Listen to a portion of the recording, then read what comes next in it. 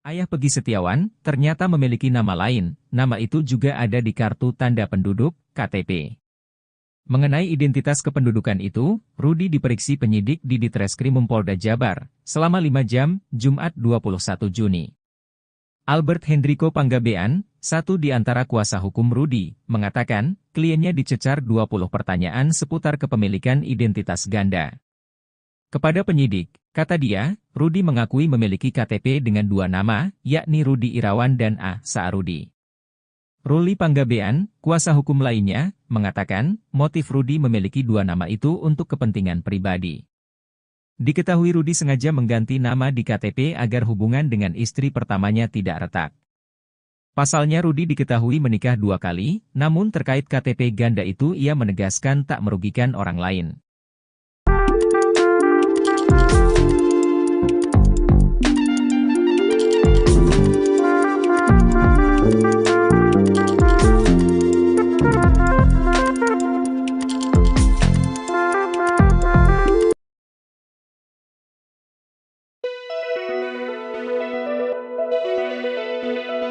Saka Tatal akhirnya mengakui bahwa polisi tak berbohong soal penyiksaan dalam pemeriksaan kasus Vina Cirebon.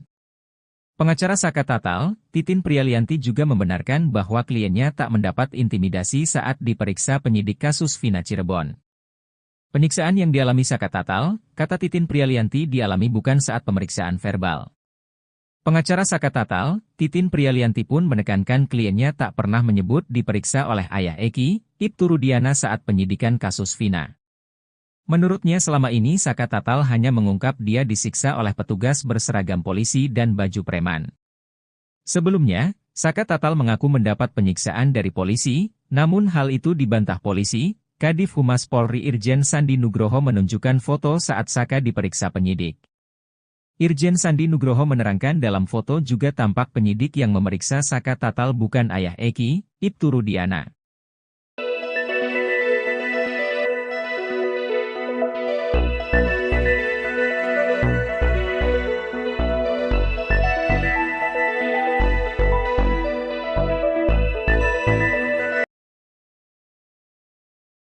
Kuasa hukum Pegi Setiawan mengungkap sosok 2 wanita yang berfoto bersama Pegi Setiawan.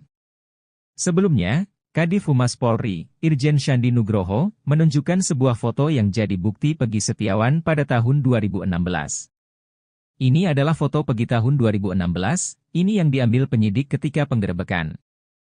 Di foto, ditunjukkan kepada pelaku, dan di BAP, ungkapnya, Kamis, 20 Juni 2024. Dalam foto tersebut, tampak Pegi diapit oleh 2 wanita. Sandi memastikan, Pegi yang ada dalam foto tersebut sudah sesuai dengan wajah DPO kasus Vina yang sempat dirilis polisi. Di dalam BAP tersebut menyebutkan ya memang ini Pegi, ini pelakunya, tegasnya. Kuasa hukum Pegi Setiawan, Sugianti Iriani pun menanggapi foto Pegi dan keluarga yang dijadikan alat bukti dalam kasus Vina Cirebon. Ia menjelaskan, pada foto tersebut Pegi berfoto bersama 2 saudaranya di sebuah hajatan. Itu kan foto keluarga yang tidak ada korelasinya dengan pembunuhan Vina dan Eki, ujar Sugianti dalam tayangan salah satu TV swasta, Jumat, 21 Juni 2024. Sugianti menjelaskan, foto itu diambil pada 2015 silam, saat itu Pegi berfoto bersama 2 tantenya pada acara keluarga. Itu foto Pegi di tahun 2015, berfoto dengan adik-adik ibunya. Itu tantenya Pegi, mereka berfoto di hajatan adik ibunya Pegi, ujarnya. Sugianti menegaskan, foto Pegi yang ditunjukkan Irjen Sandi tidak ada korelasi dengan perkara kasus Vina Cirebon. Itu foto keluarga tidak ada korelasinya dengan pembunuhan.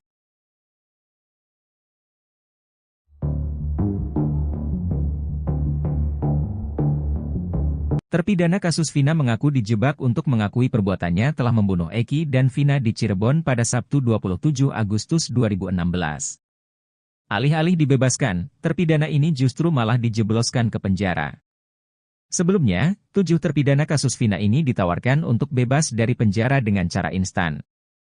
Mereka dijanjikan mendapat keringanan hukuman lewat gerasi.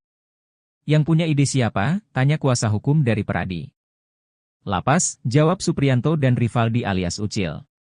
Yang bikin siapa? Tanya kuasa hukum lagi. Lapas, jawab Supriyanto. Saat menandatangani surat permohonan grasi, Hadi, Eka, Supriyanto dan Ucil sama sekali tidak didampingi kuasa hukum. Gak ada, kata mereka. Terpidana kasus Vina, Ucil alias Rivaldi bercerita saat itu mereka hanya diminta untuk tanda tangan surat. Isinya adalah penyesalan dan pengakuan telah melakukan pembunuhan Eki dan Vina di Cirebon. Keterangan, saya mengaku, saya menyesal, itu semua dari lapas, kata Ucil. Kuasa hukum Peradi menerangkan syarat utama mengajukan grasi ke presiden adalah mengakui perbuatan. Bikin grasi itu syaratnya kalian mesti ngaku, itu masalahnya, katanya. Kuasa hukum dari Peradi untuk terpidana kasus Vina, Jutek Bongso kini pihaknya telah menjadi kuasa dari 7 terpidana kasus Vina. Mereka berencana melakukan langkah hukum peninjauan kembali atau PK. Bahkan, mohon maaf, itu diiming-imingi sejumlah uang untuk bisa tidak memberikan keterangan sesuai dengan apa yang dia tahu, apa yang dia lihat, dan apa yang kita tahu. Seluruh pernyataan Polri yang memojokkan Saka Tatal, salah satu tersangka kasus Vina, terbantahkan. Kuasa hukum Saka Tatal, Titin Prialianti, memberikan bukti bahwa kliennya tidak berbohong. Menurut Titin, Saka Tatal tidak pernah mengatakan bahwa ia diperiksa oleh Ibtu Rudiana. Titin justru mempertanyakan pernyataan polisi terkait pemeriksaan Ibtu Rudiana.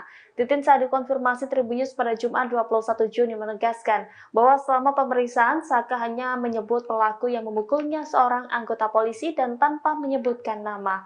Lebih lanjut, Titin mengungkapkan bahwa kliennya mengalami kesulitan mengingat kejadian karena rasa sakit yang sangat luar biasa. Menurutnya, Saka Tatal tidak pernah menyebut dalam berita acara pemeriksaan bahwa ia diperiksa oleh Ibtu Rudiana. Titin juga mengingatkan bahwa Saka pernah menyampaikan di persidangan bahwa ia diintimidasi saat baru ditangkap.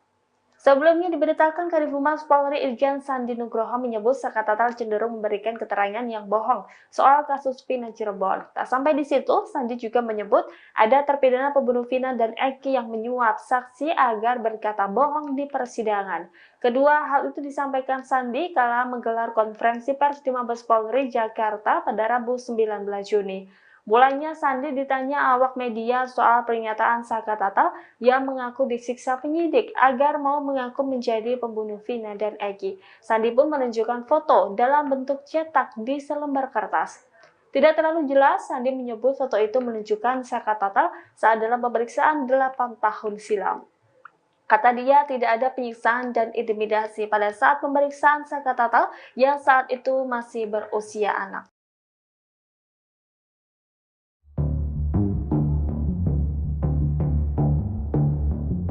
Terpidana kasus Vina mengaku dijebak untuk mengakui perbuatannya telah membunuh Eki dan Vina di Cirebon pada Sabtu 27 Agustus 2016. Alih-alih dibebaskan, terpidana ini justru malah dijebloskan ke penjara.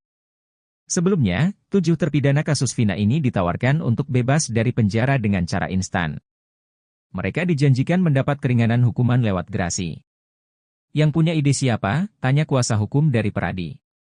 Lapas, jawab Supriyanto dan Rivaldi alias Ucil. Yang bikin siapa? Tanya kuasa hukum lagi. Lapas, jawab Supriyanto. Saat menandatangani surat permohonan grasi, Hadi, Eka, Supriyanto dan Ucil sama sekali tidak didampingi kuasa hukum. Gak ada, kata mereka. Terpidana kasus Vina, Ucil alias Rivaldi bercerita saat itu mereka hanya diminta untuk tanda tangan surat.